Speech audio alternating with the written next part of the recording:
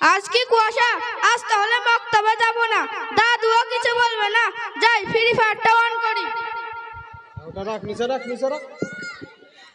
ভাই বাঁচা বাঁচা মরে গেলাম, ভাই বান্দা মারো মারো, ভাই বাঁচা বাঁচা মরে গেলাম। কি খেলছিস এখানে বসে বসে? ফ্রি ফায়ার খেলছি। তোর ফ্রি ফায়ার টিবার ছাড়, চল মক্তবে। যাবো না মক্তবে, কি করবে তুমি? তুই যাবি তোর ঘাড় সমেত যাবে, চল মক্তবে। কোথায় নিয়ে যাচ্ছ ছেলেটাকে টানতে টানতে? মক্তবে নিয়ে যাচ্ছি। মক্তবে পড়ে ছেলেটাকে নষ্ট করে দিব না। এই 2 ঘন্টা একটি ইংলিশ মিডিয়াম স্কুলে পড়াও, তাহলে ইংলিশ শিখবে। আপনাদের কথাবার্তা আমি অনেকক্ষণ ধরে শুনছি।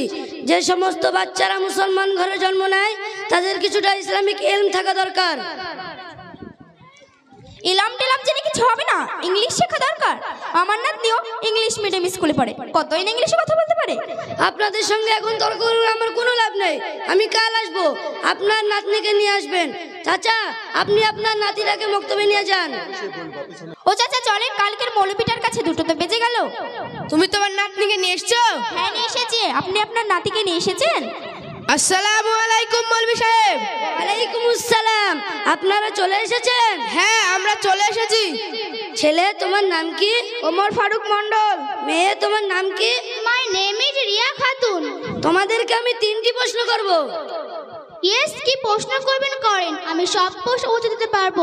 আমি ইংলিশ মিডিয়াম স্কুলের first girl, I am so juniors.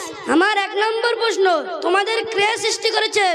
আমাদেরকে কেউ সৃষ্টি করেনি, আমাদের পূর্বপুরুষরা বানর ছিল এবং আস্তে আস্তে বানরগুলি মানুষে রূপান্তরিত হয়েছে, এভাবেই আমরা সৃষ্টি হয়েছি। নাউজুবিল্লাহ, নাউজুবিল্লাহ, নাউজুবিল্লাহ। তুমি মুসলমান ঘরে জন্ম নিয়ে তুমি এতটুকু জানো না? হাসান, তুমি বলো তো। আমাদের আল্লাহ সৃষ্টি করেছেন। বাহ, তুমি আমার প্রশ্নের ভালো উত্তর দিয়েছো। আমার 2 নম্বর প্রশ্ন, আমাদের সর্বপ্রথম নবী কে ছিলেন? আমাদের সর্বপ্রথম নবী হযরত আদম আলাইহিস সালাম ছিলেন।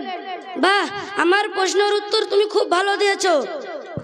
এবার আমার সর্বশেষ প্রশ্ন, শাবনা রিয়া, এবার তুমি বলো তো আসসালামু আলাইকুম বললে কি বলতে হয়? আসসালামু আলাইকুম, এটা আবার কি? আমরা তো hi, hello, good night, good morning বলি। আস্তাগফিরুল্লাহ, আস্তাগফিরুল্লাহ। হাসান, তুমি বলো তো। আসসালামু আলাইকুম বলে উত্তরে ওয়ালাইকুম আসসালাম বলতে হয়। বাহ, তুমি এগুলো কোথায় শিখলে? আমি এগুলো মক্তবে গিয়ে শিখেছি। শুধু ইসলামিক প্রশ্ন ধরলে হবে, আমাকে ইংলিশ প্রশ্ন ধরো। আস্তাগফিরুল্লাহ, আস্তাগফিরুল্লাহ। তুমি মুসলমান ঘরে জন্ম নিয়ে তুমি এই কথা বলতে লজ্জা করলে না? তোমাকে একটা কথা বলি, শোনো। আল্লাহ, তুমি কাল থেকে হাসানের সঙ্গে মক্তবে যাও। তুমি এতদিন ধরে ইংলিশ পড়ছো, কিন্তু তুমি ছোট ছোট 3টি ইসলামিক প্রশ্নের উত্তর দিতে পারলে না। আমি আমার ভুল বুঝতে পেরেছি, আমি কাল থেকে মক্তবে যাব হাসানের সঙ্গে। যাও, তোমার দিদিকে ডাকো। দিদুন শোনো, হুজুর ডাকছে। আপনি আপনার নাতনিকে নিয়ে কতই না গর্ব করেছিলেন। আপনার নাতনি তো ছোট ছোট 3টি ইসলামিক প্রশ্নের উত্তর দিতে পারলো না। যাক, ওই কথা বাদ দেন। আল্লাহ তাআলা না করুক, আপনি যদি কাল মারা যান তাহলে কি হবে ভাবেন তো।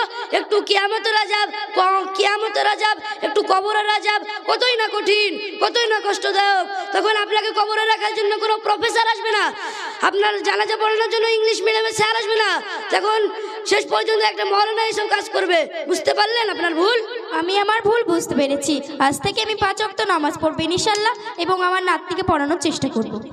মুসলমান ঘরের ছেলে মেয়েদের নামাজ ও মক্তব পড়ানো খুব গুরুত্বপূর্ণ বিষয়। তো আমরা সকলে ওইদিকে খেয়াল রাখবো, বলুন ইনশাআল্লাহ।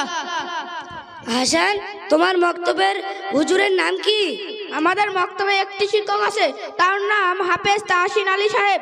তিনি খুব যত্ন সহকারে আমাদের ইসলামিক শিক্ষা দেয় এবং খুব ভালোবাসেন। আসসালামু আলাইকুম। আপনাদের ছেলে মেয়েদেরকে বাংলার পাশাপাশি কিছু ইসলামিক জ্ঞান থাকা জরুরি। তাই আপনাদের ছেলে মেয়েদেরকে সীতানগর নুরানি মক্তবে পাঠাবেন। সেখানে কোরআন শিক্ষা, হাদিস শিক্ষা, মাসলা মাসাইল অনেক কিছু শিক্ষা হয়। আপনাদের ছেলে মেয়েদেরকে সীতানগর নুরানি মক্তবে পাঠাবেন। আল্লাহ তাআলা, আল্লাহর নবী বলেছেন, সকল নারীদেরকে ইলম শিক্ষা নেওয়া জরুরি। তাই ইলম শিক্ষা নিতে হলে যদি চীন দেশেও যেতে হয় তাহলে যেতে হবে। তাই আপনাদের ছেলে মেয়েদেরকে সীতানগর নুরানি মক্তবে পাঠাবেন। আর সামনে রমজান মাস আসছে, সেই রমজান মাসে বেশি বেশি আমল করব, সকলে বলি ইনশাআল্লাহ। ইনশাআল্লাহ। আসসালামু আলাইকুম ওয়া রাহমাতুল্লাহি ওয়া বারাকাতুহু।